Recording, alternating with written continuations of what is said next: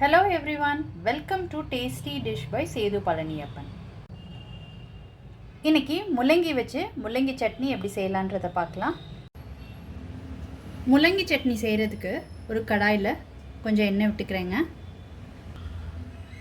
எண்ணெய் சூடானதுக்கப்புறம் இதில் 1 ஸ்பூன் கடலைப்பருப்பு சேர்த்துக்கிறேன். 1.5 ஸ்பூன் உளுந்தம்பருப்பு சேர்த்துக்கிறேன். ரெண்டையும் நல்லா வறுத்து எடுத்துக்கலாங்க. ரெண்டையும் மிதமான தீயில் செவக்க வறுத்து எடுத்துக்கிட்டாச்சுங்க.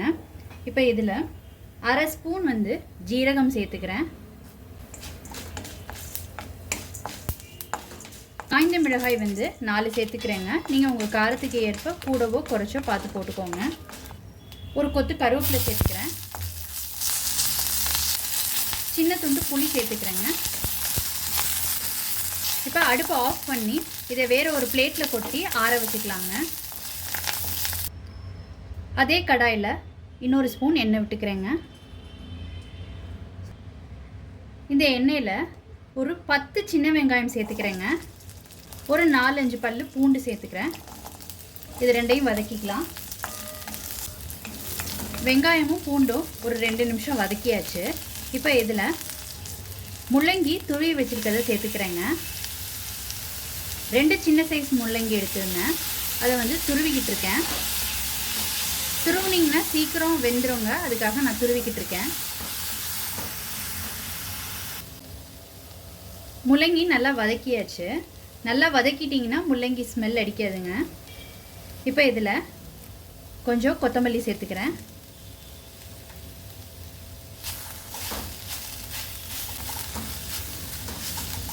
கொத்தமல்லி சேர்த்துக்கிட்டிங்கன்னா முள்ளங்கி ஸ்மெல் அவ்வளோவா தெரியாது. இது டாமினேட் பண்ணிடுங்க. இதில் ஒரு பிஞ்ச் பெருங்காயத்தூள் சேர்த்துக்கிறேன்.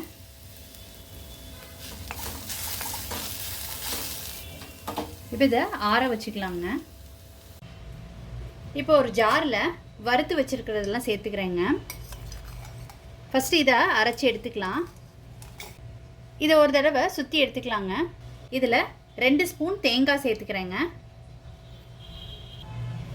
இந்த சட்னிக்கு தேவையான உப்பு சேர்த்துக்கிறேன். இப்போ இதை அரைச்சி எடுத்துக்கலாங்க. தேங்காய் உப்பு சேர்த்து அரைச்சதுக்கப்புறம் இதில் வதக்கி வச்சுருக்கிற முள்ளங்கியை சேர்த்துக்கிறேங்க. இப்போ இதை அரைச்சிக்கலாங்க. இப்போ கொஞ்சமாக தண்ணி சேர்த்துக்கிறேன். திருப்பி அரைச்சிக்கலாங்க. ரொம்ப கொரப்பாகவும் இல்லாமல் ரொம்ப ஃபைனாகவும் இல்லாமல் ஒரு 85-90% இதுவாக அரைச்சிக்கணுங்க. முள்ளங்கி சட்னி ரொம்ப சூப்பராக ரெடி ஆயிடுச்சுங்க.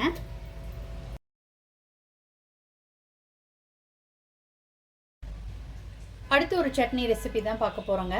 நல்ல ஒரு காரசாரமான ஸ்பைசி கார்லிக் சட்னி எப்படி செய்கிறதுன்றதை பார்க்கலாங்க. ஸ்பைசி கார்லிக் சட்னி செய்கிறதுக்கு ஒரு கடாயில் எண்ணெய் விட்டுக்கிறேங்க. நல்லெண்ணெய் தான் விட்டுருக்கேங்க நான். எண்ணெய் சூடானதுக்கப்புறம் இதில் காய்ந்த மிளகாய் 6 to 7 சேர்த்துக்கோங்க. இதை ஒரு 30 செகண்ட் வறுத்து எடுத்துக்கோங்க. இப்போ இதை எடுத்துடலாங்க. இதே எண்ணெயில் ஒரு கைப்பிடி அளவு பூண்டு சேர்த்துக்கிறேங்க.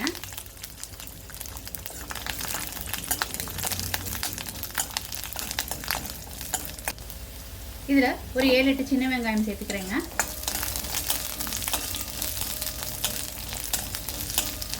கார்லிக் சட்னி வதக்கிட்டு செஞ்சிங்கன்னா தான் பச்சை வாடை அடிக்காதுங்க.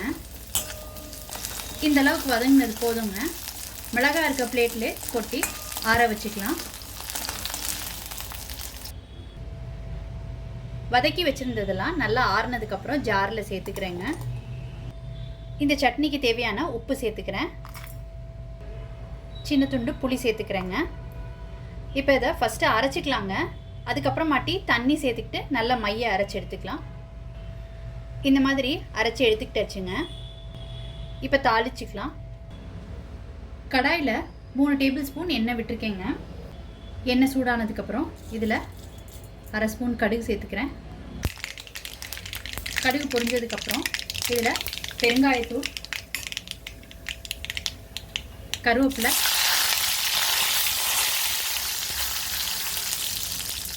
இப்போ அடுப்பை ஆஃப் பண்ணிடுங்க. ஆஃப் பண்ணிவிட்டு அரைச்சி வச்சிருக்கிற பூண்டு சட்னியை சேர்த்துக்கலாங்க.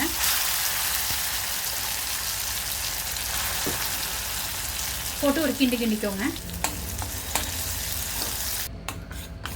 நல்லா மிக்ஸ் பண்ணி விட்டுட்டு இறக்கிடலாங்க.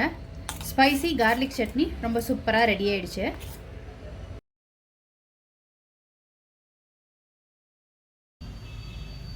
ரொம்ப சூப்பராக முள்ளங்கி சட்னியும் பூண்டு சட்னியும் ரெடி ஆயிடுச்சுங்க. நீங்கள் இந்த 2 ரெசிபியும் ட்ரை பண்ணி பாருங்கள். ட்ரை பண்ணிவிட்டு உங்களோட கமெண்ட்ஸை சொல்லுங்கள். உங்களுக்கு இந்த ரெசிபி பிடிச்சிருந்துச்சுன்னா லைக் அண்ட் ஷேர் பண்ணுங்கள். உங்கள் ஃபேமிலி அண்ட் ஃப்ரெண்ட்ஸ்க்கு tasty dish by Sethu Palaniappan சேனலை சப்ஸ்கிரைப் பண்ணுங்கள். நோட்டிஃபிகேஷன் பெல்லை கிளிக் பண்ணுங்கள் for more videos. Thanks for வாட்சிங்.